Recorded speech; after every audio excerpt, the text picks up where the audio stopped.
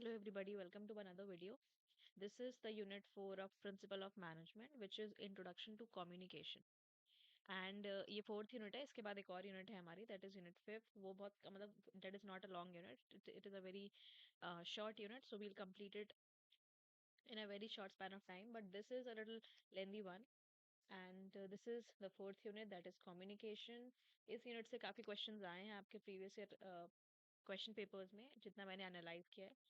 So I guess it is a little important then the others. Also ये काफ़ी easy to understand है, because ये topic ऐसे हैं जो हमने सिंस मतलब बहुत बचपन से हमने पढ़े हैं. अपने स्कूल्स में भी कभी ना कभी हमारे इलेक्टिव्स हुए हैं जो सब्जेक्ट्स, उनमें भी हमने कम्युनिकेशन पढ़ी है. So without wasting any time, let's get started. The first topic that we are going to address is communication. So what is communication? In general terms, communication का मतलब होता है बातचीत. It is the process by which information, ideas, thoughts and feelings are exchanged. Okay. बहुत ही simple statement है कि एक ऐसा प्रोसेस जिससे आप अपनी इंफॉर्मेशन, जो भी आपके आइडियाज हैं, थॉट्स हैं, फीलिंग्स हैं, उनको आप एक्सचेंज करो एक इंसान के साथ या एक से ज़्यादा इंसान के साथ, इस ऑब्जेक्टिव के साथ कि सामने वाले को आपकी बात समझ में आए, सामने वाला आपकी बात को म्यूचुअली अंडरस्टैंड कर पाए. सो that is the what is communication. अब मैनेजमेंट में कम्युनिकेशन एक कनेक्टिंग लिंक होती है मैनेजर्स और एम्प्लॉयज के बीच में. अगर एम्प्लॉयज और मैनेजर्स बात ही नहीं करेंगे, if they will not communicate, so there is really no possibility of managing the firm or the organization. So it is a connecting link in management. It helps in planning, organizing, जो भी management की activities हमने अब तक पढ़ी हैं, directing, controlling, planning, organising, उन सब के लिए बहुत ज़्यादा इंपॉर्टेंट है कम्युनिकेशन. ओके. एंड ये कंप्लीट तभी होती है जब आपका रिसीवर आपके मैसेज को अंडरस्टैंड कर लेता है और उस पर फीडबैक देता है. जब तक आपका रिसीवर आपके मैसेज को अंडरस्टैंड करके उस पर फीडबैक नहीं देता है, so then there is no use of communication. It is not a successful process then. It is a two way process. We all know अकेले आप बात नहीं कर सकते हो. दो टू वे प्रोसेस होता है, आपको कोई और चाहिए जिससे आप कम्युनिकेट करोगे. इसमें sender, medium, message, receiver, feedback जैसे कुछ एलिमेंट्स इन्वॉल्व होते हैं. नेक्स्ट टॉपिक इज एलिमेंट्स या प्रोसेस ऑफ कम्युनिकेशन. ये काफ़ी इंपॉर्टेंट है, इसके ऊपर क्वेश्चन आया है पेपर में. सो तो कम्युनिकेशन का जो प्रोसेस होता है उसमें कुछ मेन एलिमेंट्स आते हैं. पहला आता है कि पहला एलिमेंट होता है सेंडर. सेंडर वो इंसान होता है जो कम्युनिकेशन इनिशिएट करता है, जो कम्युनिकेशन के पूरे प्रोसेस को शुरू करता है अपने आइडियाज़ को कन्वे करके, वो इन्फॉर्मेशन देके या मैसेज देके. मैसेज क्या होता है? मैसेज वो इन्फॉर्मेशन या आइडिया होता है जो सेंडर सामने वाले तक पहुंचाना चाहता है.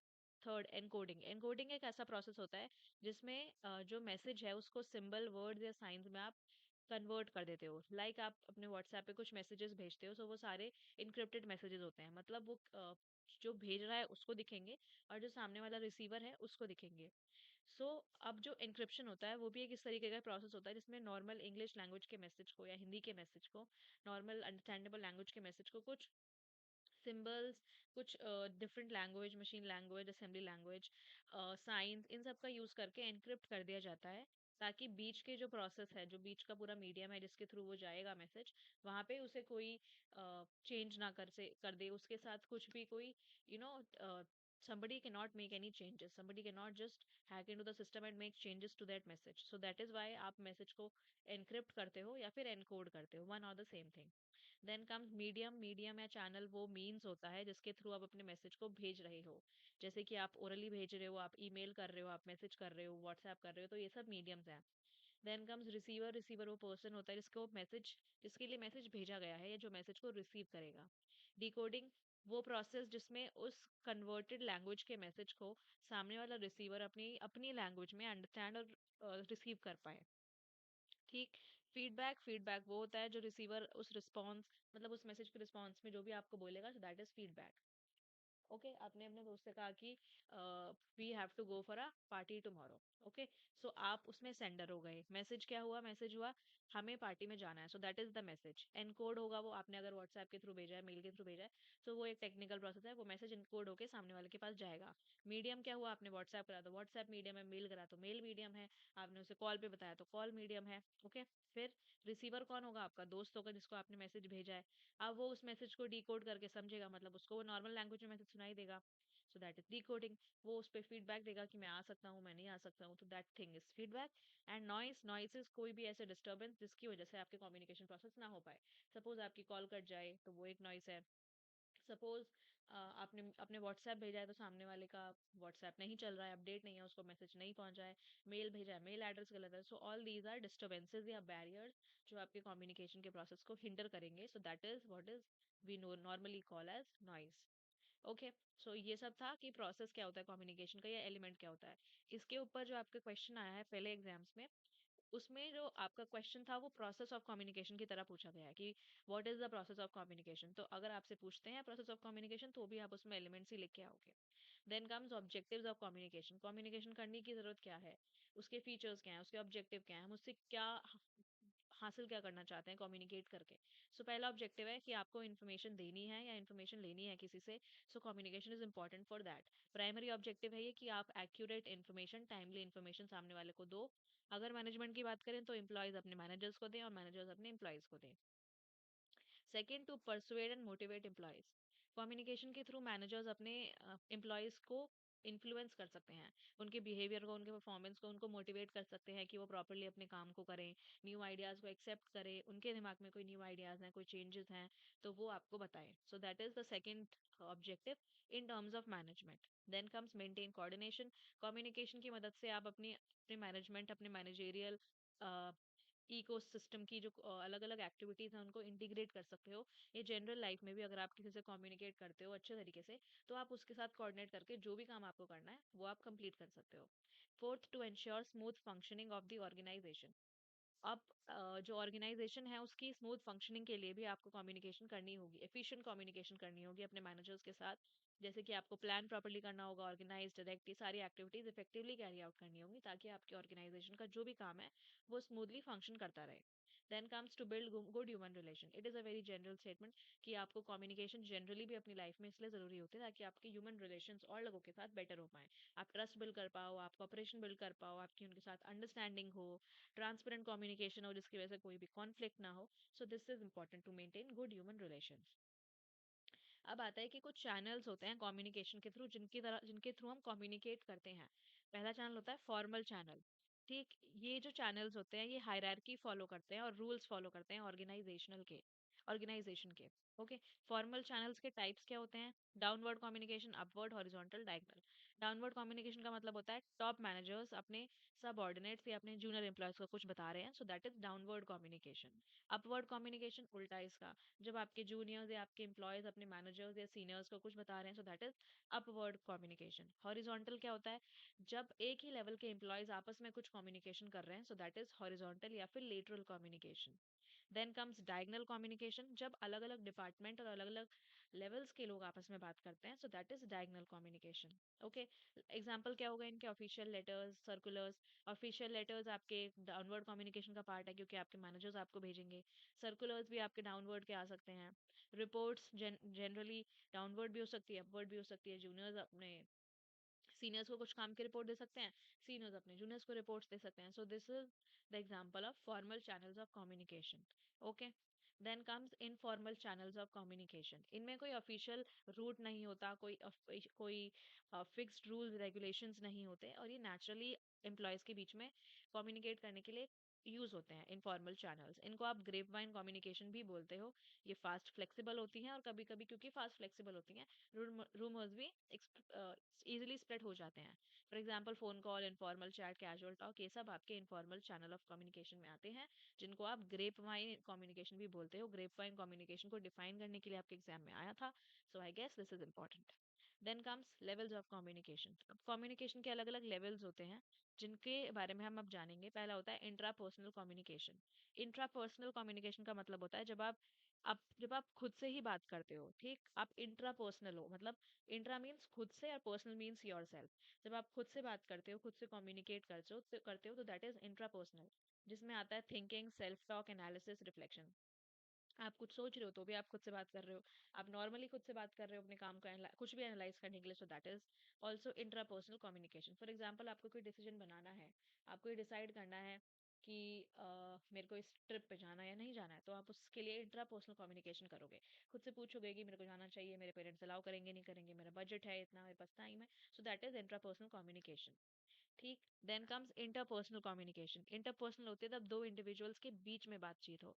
इंट्रा मीन्स खुद से और इंटर मीन्स दो लोगों के बीच में। जब दो लोगों के बीच में बात होती है, so that is what is called interpersonal communication. ये फॉर्मल भी हो सकती है, इनफॉर्मल भी हो सकती है, वर्बल भी हो सकती है, नॉन वर्बल भी हो सकती है। वर्बल मीन्स बोलने के through, non verbal means written form में।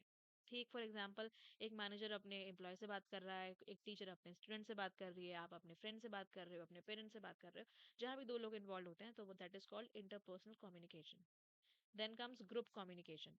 ग्रुप कम्युनिकेशन तब होती है जब दो से ज्यादा लोग, तीन तीन से ज्यादा लोग, पांच, कोई ग्रुप एक बारी में एक ही टाइम पे बात कर रहे होते हैं कुछ कॉमन पर्पस के ऊपर। For example, team work, coordination, decision, ये इन सब चीजों के लिए इंपॉर्टेंट है। अब इसका एग्जाम्पल क्या हुआ, टीम मीटिंग है आपकी कोई, तो टीम मीटिंग में ऐसा तो होता नहीं है कि दो ही लोग होते हैं या तीन लोग होते हैं, उनसे ज्यादा लोग होते हैं, टीम होती है एक, तो वो आपस में बात कर रही होती है कॉमन पर्पस के लिए। So that is what is called group communication. Then comes organisational communication. Organisational communication का मतलब होता है कि जब कम्युनिकेशन एक ऑर्गेनाइजेशन के अंदर हो, अलग अलग लेवल्स पर। मतलब एक ऑर्गेनाइजेशन है, एक्स वाई जी कंपनी है, उसके अंदर अलग अलग लेवल्स हैं, top level, bottom level, senior level, इन सब लेवल के लोग आपस में बात कर रहे हैं। So that is called organisational communication. As the name states, organisation के अंदर होने वाली कम्युनिकेशन। ये फॉर्मल, इनफॉर्मल किसी भी तरीके से हो सकती है। अपवर्ड, डाउनवर्ड, हॉरिजॉन्टल, डायगनल, ये हमने ऊपर पढ़ लिए हैं फॉर्मल चैनल्स में। ओके। इसके example circular, notice, report, email, ये भी हमने ऊपर देख लिया है। Then comes mass communication. Mass communication एक ऐसी कम्युनिकेशन होती है जो एक लार्ज ऑडियंस के लिए बनी है। मतलब एक नेता अपने फॉलोअर्स को कोई स्पीच दे रहा है, so that is what is called mass communication. वो एक मास मीडिया, वो एक mass means a large, very large number of people, उनको व्हाट यू से, उनको डायरेक्ट कर रहा है, ठीक, उनके लिए कुछ बोल रहा है। So that is what is called mass communication. ये टेलीविजन, रेडियो, न्यूज़पेपर, इन सब चीज़ों के थ्रू होती है, आजकल सोशल मीडिया के थ्रू भी होती है। Then comes types of barrier. अब कम्युनिकेशन एफिशिएंट होती है, बट अगर कम्युनिकेशन एफिशिएंट नहीं होती तो उसके कुछ रीजंस होते हैं, उसके कुछ बैरियर्स होते हैं जो उसको कम्युनिक एफिशिएंटली नहीं होने देते हैं। पहले टाइप का बैरियर होता है फिजिकल बैरियर, जिसका मतलब होता है एक्सटर्नल फैक्टर्स जो आपके एनवायरनमेंट में है, जो आपके कम्युनिकेशन के प्रोसेस को हिंडर कर रहे हैं। So that is physical barriers. Like आप किसी से कॉल पे बात कर रहे हो और पीछे कुछ नॉइस हो रही है, तो that makes instructions very unclear, आप सामने वाले से बात नहीं कर पाओगे। सो वो एक फिजिकल बैरियर है। ठीक।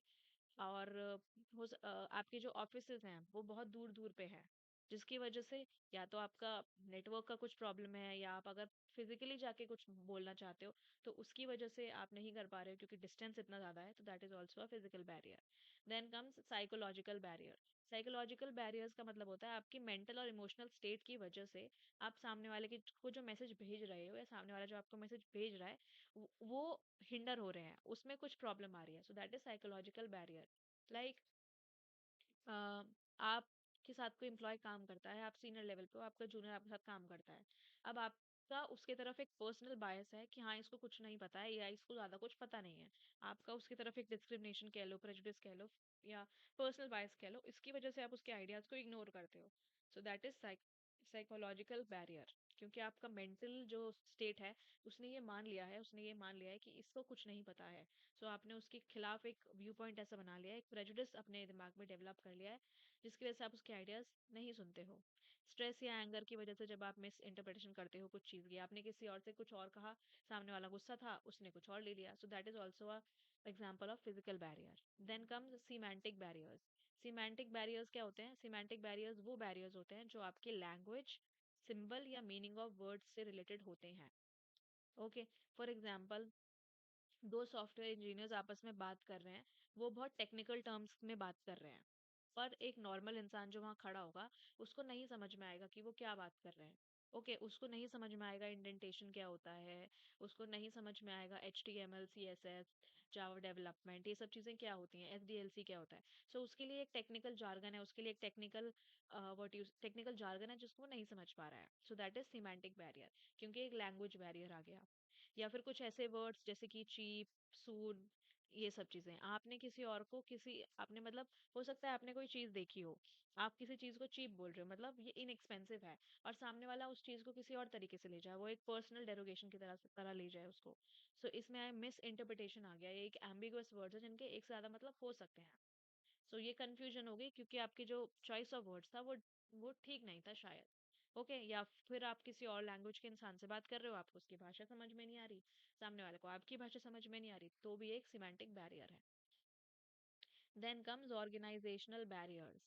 ऑर्गेनाइजेशनल बैरियर्स का मतलब होता है कुछ ऐसे स्ट्रक्चरल इश्यूज एक ऑर्गेनाइजेशन के अंदर जिसकी वजह से उस ऑर्गेनाइजेशन के लोग आपस में कम्युनिकेट नहीं कर पाते हैं effectively. Okay, for example, complex hierarchy where messages get distorted as they move up down levels. For example, organization की hierarchy इतनी complex होती है कि जब कोई senior manager अपने junior तक कुछ बात पहुंचाना चाहता है, हो सकता है उसने किसी के थ्रू वो बात पहुंचाई हो, तो जिस भी इंसान तक उसका इंटेंशन था उस बात को पहुंचाने का, वहां तक पहुंचते हुए उस पूरे मैसेज में काफी सारे चेंजेस हो जाते हैं, काफी डिस्टॉर्ट हो जाता है वो मैसेज, जिसकी वजह से एक बैरियर आ जाता है और मिसअंडरस्टैंडिंग क्रिएट होते हैं। So this is what is organisational barrier, या फिर lack of proper communication channels, कोई कम्युनिकेशन चैनल्स ही नहीं है ऑर्गेनाइजेशन में बात करने के लिए properly, so that is also an example of organisational barriers. Then comes personal barriers. ये पर्सनल बैरियर हो सकता है, ये इंडिविजुअल की खुद की कुछ ऐसी लिमिटेशंस, खुद की कुछ ऐसी कमियां होती हैं उसके एटीट्यूड में या उसकी भाषा में या किसी भी तरीके से, जिसकी वजह से वो कम्युनिकेशन को प्रॉपरली नहीं कर पा रहा है। फॉर एग्जाम्पल, आपके आप you lack confidence, you do not have confidence in yourself, तब आप मीटिंग्स में बात करते हो, तो ये एक पर्सनल बैरियर हो गया, ये आपकी खुद की कमी है जिसकी वजह से अपनी बात सामने वाले तक नहीं पहुंचा पाओगे। या फिर आप किसी के साथ अपने आइडियाज ही नहीं शेयर करना चाहते क्योंकि आपको डर लगता है कि इसमें कुछ गलती निकल गई तो क्या, तो ये भी एक टाइप ऑफ पर्सनल बैरियर होता है। Then comes flow of communication. एक जो कम्युनिकेशन का प्रोसेस होता है ऑर्गेनाइजेशन के अंदर या जनरली भी, वो डिफरेंट डायरेक्शंस में फ्लो करता है, हायरार्की के हिसाब से, पर्पस के हिसाब से, या उससे पूरी ऑर्गेनाइजेशन के रिलेशंस के हिसाब से एक फ्लो होता है जिसमें वो पूरा जो कम्युनिकेशन का प्रोसेस है वो चलता है। So that is what is called flow of communication. पहला फ्लो होता है डाउनवर्ड कम्युनिकेशन, ये हमने पढ़े हैं फॉर्मल चैनल में ऊपर, बट अब इसको हम थोड़ा डिटेल में पढ़ेंगे। डाउनवर्ड कम्युनिकेशन क्या होता है, जब हायर लेवल से लोअर लेवल्स पर एक मैनेजमेंट सिस्टम के अंदर इंफॉर्मेशन फ्लो होती है। इसके फीचर्स क्या होते हैं, पहला होता है कि टॉप मैनेजर्स इसको इनिशिएट करते हैं। सेकंड, ये नेचर में फॉर्मल होता है। थर्ड, ये डायरेक्टिव और इंस्ट्रक्शनल होता है, मतलब ये एक डायरेक्शन प्रोवाइड करने के लिए होता है जनरली, या फिर इंस्ट्रक्शन देने के लिए होता है। एग्जाम्पल क्या होते हैं, आपके मैनेजर्स ने आपको इंस्ट्रक्शंस दिए, अपने जूनियर्स को इंस्ट्रक्शन दिए, तो वो एक डाउनवर्ड कम्युनिकेशन का एग्जाम्पल है। या फिर आपने आपके एचआर ने कुछ पॉलिसीज बनाई, तो वो भी एक डाउनवर्ड कम्युनिकेशन का एग्जांपल है। एडवांटेज होंगे, क्लैरिटी ऑफ गोल्स होगी, कंट्रोल और डिसिप्लिन मेंटेन रहेगा, और पॉलिसीज और प्रोसीजर्स को इम्प्लीमेंट करने में हेल्प करते हैं। लिमिटेशन क्या होती हैं, one may be one way, कभी कभी हो सकता है कि ये वन वे बन जाए, वन वे मीडियम बन जाए, जहाँ पे आपके मैनेजर्स ने आपको कुछ कह दिया, आप कुछ कह ही नहीं पा रहे हो उनको वापस, so it may become one way, जिसकी वजह से फीडबैक नहीं दिया जाएगा, तो इफेक्टिवली कम्युनिकेशन नहीं हो पाएगा। और मैसेजेस डिस्टॉर्ट हो जाते हैं, मैसेजेस चेंज हो जाते हैं जब वो लेवल्स के थ्रू मूव करते हैं, और कभी कभी एम्प्लॉयज जो है वो डिमोटिवेटेड भी फील करते हैं। देन कम्स अपवर्ड कम्युनिकेशन, जब लोअर लेवल से हायर लेवल पर इंफॉर्मेशन फ्लो हो, सो दैट इज अपवर्ड कम्युनिकेशन। ये इनिशिएट करते हैं सबऑर्डिनेट्स, जूनियर्स जो होते हैं वो इसे इनिशिएट करते हैं। ये फीडबैक प्रोवाइड करती हैं, सजेशंस प्रोवाइड करते हैं। इसके एग्जांपल्स होते हैं कि आपने कुछ टास्क था और उसके ऊपर आपने अपने आपको फीडबैक देना है अपने सीनियर्स को कि हाँ मैंने ये कर लिया है, तो वो एक एग्जांपल है अपवर्ड कम्युनिकेशन का। या आपको कुछ कंप्लेन करनी है अपने सीनियर्स को, तो वो भी एग्जांपल हो सकता है। एडवांटेज क्या होगा, ट्रस्ट और ओपननेस बनेगी, ठीक, बेटर रिलेशनशिप्स एक ऑर्गेनाइजेशन के अंदर, और मैनेजमेंट बेटर डिसीजंस ले पाएगी, और एम्प्लॉयज़ की पार्टिसिपेशन भी बढ़ जाएगी जब वो कम्युनिकेट कर पाएंगे, कम्युनिकेशन के प्रोसेस में इन्वॉल्व होंगे। लिमिटेशन क्या होंगे, कभी कभी एम्प्लॉयज़ हेजिटेट करते हैं क्योंकि उन्हें लगता है कि हमें क्रिटिसाइज किया जाएगा, हमारे काम को क्रिटिसाइज किया जाएगा, तो वो अपने मैनेजर्स या अपने सीनियर्स को कुछ बोलते ही नहीं है। कभी कभी टाइम कंज्यूमिंग भी होता है जब ऑर्गेनाइजेशंस बहुत बड़ी होती है, मतलब बहुत सारे लेवल्स होते हैं और आप बिल्कुल जूनियर लेवल पे हो और आपको बिल्कुल सीनियर पे कुछ बात पहुंचानी है, सो उसमें टाइम लग सकता है। देन कम्स हॉरिजॉन्टल या फिर lateral communication. Horizontal communication is between employees और departments at the same level of hierarchy. एक ही लेवल है सबका, बट अलग अलग डिपार्टमेंट्स हैं, तो उनके बीच में जो कम्युनिकेशन होती है उसे हॉरिजॉन्टल कहते हैं। इसके फीचर की पीयर टू पीयर कम्युनिकेशन होती है। ओके, इनफॉर्मल फॉर्मल कैसे भी हो सकती है, और कोऑर्डिनेशन और टीम वर्क को प्रमोट करती है। एग्जाम्पल, मार्केटिंग और सेल्स के दो डिपार्टमेंट हैं, उन दोनों डिपार्टमेंट के लोगों को आपस में बात करना है, इंटर कम्युनिकेशन करनी है। Okay, so that is what is called horizontal communication, या फिर जनरली आप सुनते हो cross department communication. Okay, so that is also what is horizontal communication. Advantages क्या होंगे? कोई कर एफिशिएंट होगा इंफॉर्मेशन एक्सचेंज में, मिसअंडरस्टैंडिंग्स कम होंगी, ऑर्गेनाइजेशन के जो ऑब्जेक्टिव्स हैं उनको आप बेटर तरीके से पूरे कर पाओगे, क्योंकि कोलैबोरेशन और प्रॉब्लम सॉल्विंग एंकरेज करते हैं ये। लिमिटेशन, कभी कभी कॉन्फ्लिक्ट हो सकते हैं, क्योंकि डिपार्टमेंट्स के अपने खुद के इंटरेस्ट, अपने खुद के कंपीटिंग इंटरेस्ट होते हैं, उनकी खुद की कुछ प्रायोरिटीज होती हैं काम को लेके, तो उसकी वजह से कभी कभी कॉन्फ्लिक्ट्स आ सकती हैं। और लैक ऑफ अथॉरिटी भी होती है, जिसकी वजह से इफेक्टिवनेस कम हो सकती है। सब सेम लेवल के लोग हैं, तो हो सकता है कि वो थोड़े लीनियंट हो जाएं काम को लेके, थोड़े लेजी हो जाए, वो उतने एफिशिएंटली काम ना करें। Then comes diagonal communication. Diagonal communication is when different levels and departments communicate with each other bypassing the traditional hierarchy. Diagonals means अलग अलग लेवल हैं और अलग अलग डिपार्टमेंट हैं, कोई भी किसी से भी बात कर रहा है और कोई भी हायरार्की फॉलो नहीं हो रही, ना अपवर्ड कम्युनिकेशन का ट्रेडिशन फॉलो हो रहा है, ना डाउनवर्ड का। जिसको जिससे बात करनी है वो नॉर्मली बात कर लेगा।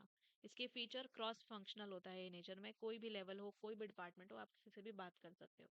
सेकेंड, टाइम बचाता है, क्योंकि हायरार्की डिलेज नहीं होते हैं। ऑफन इनफॉर्मल होता है, बट फॉर्मल भी हो सकता है जब आप किसी टीम मीटिंग में हो या प्रोजेक्ट टीम्स के बीच में बात कर रहे हो। एग्जाम्पल, एक फाइनेंस एग्जीक्यूटिव को डायरेक्टली प्रोडक्शन सुपरवाइजर से बात करनी है। पहला, इनके डिपार्टमेंट्स अलग हैं, एक फाइनेंस में एक प्रोडक्शन में है। दूसरा, इनकी हायरार्की अलग है, एक एग्जीक्यूटिव एक सुपरवाइजर है, लेकिन फिर भी वो बात कर रहे हैं आपस में। So that is what you call as diagonal communication.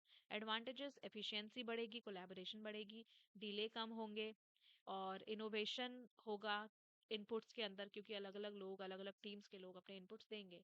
Limitation, कभी कभी अथॉरिटी अंडरमाइन हो जाती है, और कभी कभी कंफ्यूजन भी होता है अगर आपने अपने कम्युनिकेशन के प्रोसेस को प्रॉपर्ली मैनेज नहीं किया, अपने मैसेज को जो आप देना चाहते हो उसको प्रॉपर्ली कम्युनिकेट नहीं किया। Then comes technology enabled communication. आजकल हर चीज के लिए we have technology around us. So modern organisations भी टेक्नोलॉजी के ऊपर बहुत हेविली रिलाई करती हैं कम्युनिकेशन के प्रोसेस को कंडक्ट करने के लिए। अब इस टेक्नोलॉजी की वजह से जो आपका प्रोसेस है वो स्पीड अप हो गया है, उसकी एक्यूरेसी बढ़ गई है, वो ग्लोबली अलग अलग जगह पे रीच कर पा रहा है। ट्रेडिशनल मेथड्स को उन्होंने चेंज कर दिया है, बाईपास कर दिया है, और एफिशिएंट सिस्टम्स भी बन गए हैं इस टेक्नोलॉजी इनेबल्ड कम्युनिकेशन की वजह से। इसके टूल्स क्या होते हैं, या क्या तरीके होते हैं जिनके थ्रू आप अपनी कम्युनिकेशन को टेक्नोलॉजी इनेबल्ड या टेक्नोलॉजिकली साउंड बना सकते हो? पहला होता है ईमेल्स। ईमेल्स का डेफिनेशन, इलेक्ट्रॉनिक मेल, जिसको आप पर्सनल प्रोफेशनल किसी भी तरीके से यूज कर सकते हो। Features, fast, cost effective, supports attachment, document, आप इमेजेस, डॉक्यूमेंट, वीडियो कुछ भी भेज सकते हो इसके साथ। Example, sending a project update to client, ये एग्जाम्पल है ईमेल का। सेकंड टूल होता है वीडियो कॉन्फ्रेंसिंग, जिसमें आप रियल टाइम कम्युनिकेट करते हो, अपने ऑडियो भी और अपनी वीडियो दोनों के थ्रू इंटरनेट का यूज करते हुए। फीचर्स, वर्चुअल मीटिंग्स हो पाती हैं, एग्जाम्पल जूम या टीम मीटिंग। थर्ड, व्हाट्सएप या स्लैक। व्हाट्सएप या स्लैक के थ्रू आप ये इंस्टेंट मैसेजिंग प्लेटफॉर्म्स होते हैं जो इनफॉर्मल, सेमी फॉर्मल, क्विक, किसी भी तरीके की कम्युनिकेशन के लिए आप यूज कर सकते हो। For example, group chats, file sharing, ये सब। एग्जांपल, स्लैक चैनल्स यूज होते हैं प्रोजेक्ट कोऑर्डिनेशन के लिए, या व्हाट्सएप ग्रुप्स यूज होते हैं डेटा किसी और तक पहुंचाने के लिए। ईआरपी सिस्टम, ईआरपी की फुल फॉर्म होती है एंटरप्राइज रिसोर्स प्लानिंग। डेफिनेशन, ये सॉफ्टवेयर सिस्टम्स होते हैं जो कम्युनिकेशन के अंदर इंटीग्रेट कर दिए जाते हैं, पूरे कम्युनिकेशन के प्रोसेस के अंदर इंटीग्रेट कर दिए जाते हैं अलग अलग डिपार्टमेंट, ताकि इनके थ्रू कम्युनिकेट कर पाए। ओके, फीचर्स क्या होते हैं? सेंट्रलाइज डेटाबेस होता है, रियल टाइम अपडेट्स होते हैं। Okay, then comes intranet. Intranet is the fifth tool, which is internal organization network. अलग अलग organizations अपने खुद के internal networks भी बना लेती हैं अपने employees के थ्रू, जिनके थ्रू वो coordinate कर पाते हैं। ये secure होता है, इसका feature होते हैं कि ये secure होता है, accessible होता है, और सिर्फ authority जिनके पास है वो ही लोग इसको access कर सकते हैं, किसी और कंपनी के लोग आके इसको access नहीं कर सकते हैं। So इस तरीके, इसकी वजह से ये थोड़ा ज़्यादा सिक्योर भी कह सकते हैं हम इसको। एग्जाम्पल, आपको एचआर पॉलिसीज पोस्ट करनी है या फिर इंटरनल अनाउंसमेंट्स बनानी है, तो उनका एक इंटरनल कम्युनिकेशन का पूरा नेटवर्क होगा जिसके थ्रू वो कम्युनिकेट करेंगे। So that is intranet. अब आता है impact of technology on communication. We all know कि technology has impacted all the sectors or all the aspects of our life. Each and every aspect is now impacted by technology, तो obviously communication भी impact होनी थी। क्या impact आया है? पहला आया है कि फास्ट हो गए हैं हमारे कम्युनिकेशंस। पहले आपको लेटर्स लिखने होते थे, अगर टेलीग्राम भेजने होते थे, फैक्स के थ्रू आप अपनी इन्फॉर्मेशन पे भेजते थे, वो बहुत ही स्लो और ड्रेडिंग प्रोसेस होता था। बट अब क्योंकि टेक्नोलॉजी आ गई है तो कम्युनिकेशन फास्टर हो गया है। आप तुरंत व्हाट्सएप के थ्रू मैसेजेस भेज सकते हो, ईमेल्स कर सकते हो, वीडियो कॉल्स कर सकते हो, डिले नहीं होता है। सेकंड, ग्लोबल कनेक्टिविटी है। आप इंडिया में हो, आपका फ्रेंड यूएस में है, you can call them, you can talk to them on Skype, video chat और एनी अदर फॉर्म। तो कोलैबोरेट कर पाते हो आप globally easily.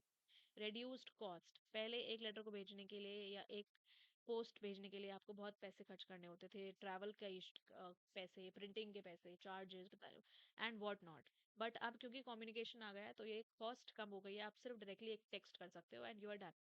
Then better documentation, क्योंकि डिजिटल रिकॉर्ड्स का एक सिस्टम आ गया है, आप ईमेल, ईआरपी लॉग्स इन सब का यूज़ करते हो, तो आपके पास एक डिजिटल रिकॉर्ड रहता है हर चीज़ का, जिसके थ्रू आप ट्रेस कर सकते हो अपने पूरे प्रोसेस को और अकाउंटेबिलिटी भी ले सकते हो अगर कुछ प्रॉब्लम हो गई इन फ्यूचर। अब आता है कि अप्रोप्रिएट टेक्नोलॉजी को चूज कैसे करें अपने पूरे कम्युनिकेशन के प्रोसेस को। हमने सीख लिया कि कम्युनिकेशन टेक्नोलॉजी इनेबल्ड हो गई है, उसके फीचर्स क्या हैं, क्यों हम यूज करते हैं, क्या इम्पैक्ट हुआ। पर अब हमें पता कैसे चलेगा कि हमारी कम्युनिकेशन के लिए क्या टेक्नोलॉजी करेक्ट है? ठीक, तो ये सिलेक्शन डिपेंड करता है अलग अलग फैक्टर्स के ऊपर। कुछ फैक्टर्स जिनको हम कंसिडर करते हैं चूज करते हुए करेक्ट टेक्नोलॉजी कम्युनिकेशन के लिए यूज करने के लिए। पहला होता है नेचर ऑफ मैसेज। आपको मैसेज, नेचर ऑफ मैसेज का मतलब होता है आपको किस तरीके का मैसेज भेजना है। क्या आपका मैसेज बहुत कॉम्प्लेक्स है, उसका टाइप क्या है, या किस तरीके की आप इंफॉर्मेशन भेजना चाहते हो। फॉर एग्जाम्पल, अगर आपको सिंपल मैसेजेस भेजने हैं तो आप ईमेल या व्हाट्सएप कर सकते हो। आपको कॉम्प्लेक्स टेक्निकल मैसेजेस भेजने हैं तो आप रिपोर्ट्स यूज कर सकते हो, वीडियो कॉन्फ्रेंसिंग यूज कर सकते हो, या फिर ईआरपी यूज कर सकते हो। इसके एग्जांपल, एक डिटेल प्रोजेक्ट प्लान जो होता है वो जब आप रिपोर्ट्स के थ्रू भेजते हो तो बेटर रहता है रादर देन आप उसको कॉल पे बताओ। ओके, तो ये इसको एग्जांपल है कि आप किस तरीके से नेचर ऑफ मैसेज के हिसाब से कैसे चूज करोगे अपने मीडियम को। सो अगर आपको एक प्रोजेक्ट प्लान किसी के साथ शेयर करना है तो इट इज बेटर कि आप अपने रिटन रिपोर्ट्स यूज करो rather than just telling them over a phone call. Then comes urgency. Second factor होता है अर्जेंसी। आपको जो मैसेज भेजना है वो कितना अर्जेंट है, कितना अर्जेंटली आपको सामने वाले तक वो मैसेज पहुंचाना है। So that is another factor that you need to consider. Implication क्या है कि अगर बहुत अर्जेंट है तो आप फोन कॉल कर सकते हो, इंस्टेंट मैसेज कर सकते हो। अगर अर्जेंट नहीं है तो आप मेल्स भेज सकते हो, मेमोज भेज सकते हो, इंटरनेट पोस्ट कर सकते हो। ओके, एग्जाम्पल, इमरजेंसी इंस्ट्रक्शंस होते हैं कुछ, तो उनको आपको फोन के थ्रू भेज देना चाहिए rather than sending formal reports. आपने रिपोर्ट भेजी, अब सामने वाला कब खोलेगा, कब देखेगा। तो अगर कुछ इमरजेंसी इंस्ट्रक्शन है तो आप उसको कॉल के थ्रू या फिर टेक्स्ट के थ्रू सेंड कर सकते हो। Cost, third factor is cost. आपके जो फाइनेंशियल रिसोर्सेज हैं वो कितने हैं और किस तरीके की टेक्नोलॉजी को वो यूज मतलब वो इनेबल कर पाएंगे। फॉर एग्जांपल, अगर आपकी कॉस्ट लो है, आपके ऑर्गेनाइजेशन की फाइनेंशियल कॉस्ट, तो आप ईमेल, व्हाट्सएप ये सब यूज कर सकते हो। पर अगर आप हाई कॉस्ट पे जाना चाहते हो तो आप वीडियो कॉन्फ्रेंसिंग जैसे सॉफ्टवेयर यूज कर सकते हो, ईआरपी का सॉफ्टवेयर यूज कर सकते हो। फॉर एग्जाम्पल, एक स्मॉल बिजनेस बेटर सोचता है कि हमें ईमेल्स, हमारे लिए ईमेल्स प्रेफरेबल हैं rather than choosing ERP systems, क्योंकि ईआरपी सिस्टम थोड़े एक्सपेंसिव होते हैं कम्युनिकेशन के लिए। कॉन्फिडेंशियलिटी डिपेंड करता है कि आपके मैसेजेस की लेवल ऑफ सिक्योरिटी क्या है। आपको बहुत सिक्योर तरीके से मैसेज पहुंचाना है, या you can just your message is not very urgent, it is not very secretive, तो आप किसी लेस कॉन्फिडेंशियल मीडियम के थ्रू भी कर सकते हो। अगर बहुत ज़्यादा कॉन्फिडेंशियल डेटा है, हाईली सिक्योर डेटा है, तो आप इनक्रिप्टेड ईमेल्स यूज़ करते हो, ईआरपी यूज़ करते हो, इंटरनेट सिस्टम्स यूज़ करते हो। पर अगर लेस कॉन्फिडेंशियल है तो आप नोटिस या जनरल अनाउंसमेंट भी बना सकते हो। लाइक सैलरी डिटेल्स हमेशा ईआरपी के थ्रू शेयर करी जाती हैं या इनक्रिप्टेड मेल के थ्रू व्हाट्सएप ग्रुप्स पर नहीं। रिसीवर्स एबिलिटी, फिफ्थ फैक्टर है कि जो सामने वाला है उसकी टेक्निकल स्किल्स या उसकी एक्सेसिबिलिटी का जो स्टैंडर्ड है वो कैसा है, उसके हिसाब से भी आप चूज करोगे। अगर आपके टेक से भी रिसीवर्स हैं, मतलब जिनको आप मैसेज भेज रहे हो उनको वो टेक्निकली साउंड है, उनको पता है टेक्नोलॉजी के बारे में, तो आप ईआरपी सिस्टम, स्लैक ये सब यूज कर सकते हो। पर अगर वो टेक्नोलॉजिकली इतने साउंड नहीं है तो आप अपने नॉर्मल फोन कॉल या ईमेल्स यूज कर सकते हो। इंपॉर्टेंस क्या होती है टेक्निकल कम्युनिकेशन की। This is the last topic. Technical communication का मतलब होता है exchange of specialised information clear और प्रिसाइज तरीके से। ठीक, आपकी जनरल कम्युनिकेशन की तरह नहीं होती है। एक्सचेंज होता है कुछ स्पेसिफिक इंफॉर्मेशन का एक क्लियर और प्रिसाइज तरीके से। ओके, ये इंपॉर्टेंट होता है एकेडमिक और प्रोफेशनल फील्ड्स में। इसकी इंपॉर्टेंस इंपॉर्टेंट ये बहुत ज़्यादा एसेंशियल है इंजीनियर्स और एमसीए स्टूडेंट्स के लिए। इंजीनियर्स और एमसीए स्टूडेंट्स जो होते हैं वो technical concept, code, processes, programs, इन सब के साथ डील करते हैं, तो उनके लिए बहुत इंपॉर्टेंट है टेक्निकल कम्युनिकेशन। इसकी टेक्निकल कम्युनिकेशन की वजह से वो अपने कॉम्प्लेक्स आइडिया को सिंपल और स्ट्रक्चर्ड वे में समझा पाते हैं, लाइक प्रोजेक्ट रिपोर्ट्स लिख पाते हैं, कोडिंग कोडिंग डॉक्यूमेंटेशन, ये सब उसके एग्जांपल्स है, research papers. Second, technical communication improve करती है आपकी प्रोफेशनल एफिशिएंसी को। अगर आप क्लियरली कम्युनिकेट कर पाते हो तो आपकी मिसअंडरस्टैंडिंग और एरर के चांसेस कम हो जाते हैं, एंड टीम कोऑर्डिनेशन भी स्मूथ और एफिशिएंट हो जाता है। फॉर एग्जांपल, इंजीनियर्स को डिजाइन स्पेसिफिकेशंस भेजने हैं प्रोडक्शन टीम के लिए, तो वो भी एक टेक्निकल कम्युनिकेशन का एग्जांपल है, जिसकी वजह से आपकी प्रोफेशनल एफिशिएंसी इंप्रूव होगी। थर्ड, टेक्निकल कम्युनिकेशन आपकी डॉक्यूमेंटेशन और प्रेजेंटेशन में हेल्प करती है, जिसकी वजह से आप प्रॉपर परमानेंट रिकॉर्ड रख सकते हो अपने टेक्निकल वर्क का। प्रेजेंटेशन की मदद से आप अपने प्रपोजल्स, फाइंडिंग, आइडियाज, अपडेट्स, इन सब कुछ शेयर कर सकते हो effectively. Fourth, enhances career growth. जो इंसान टेक्निकली कम्युनिकेट कर पाता है, efficiently technical communication carry out कर पाता है, उसकी एम्प्लॉयबिलिटी की स्किल्स इंप्रूव होती हैं। We generally in these days we see कि जिसकी कम्युनिकेशन स्किल्स बेटर होती हैं उसको एक बेटर एज मिलता है इन terms of getting a job. So that is why it is really important for career growth. Professional जिनकी कम्युनिकेशन अच्छी होती है वो लीड करते हैं टीम्स को, क्लाइंट के साथ उनकी इंटरेक्शंस होती हैं, दे directly deal with clients and present ideas confidently. So it is really important, it helps in career growth. For example, एक इंजीनियर जिसकी स्ट्रॉन्ग डॉक्यूमेंटेशन स्किल्स हैं वो ज़्यादा इजीली प्रमोट होगा मैनेजरियल रोल्स के लिए, रादर देन समबडी जो काम तो अच्छा करता है पर एफिशिएंटली कम्युनिकेट ही नहीं कर पाता है। सो this is all about the unit 4, that is technical communication. इसके इंपॉर्टेंट क्वेश्चंस मैं शॉर्ट्स के थ्रू अपलोड कर दूंगी। इसके नोट्स डायरेक्टली आपको डिस्क्रिप्शन में मिल जाएंगे, you can just go and check them out. And in case if you have any questions, you can drop it in the comments. We'll meet each other in the next unit, that is unit 5, the last one. Thank you so much for your time. Have a good day.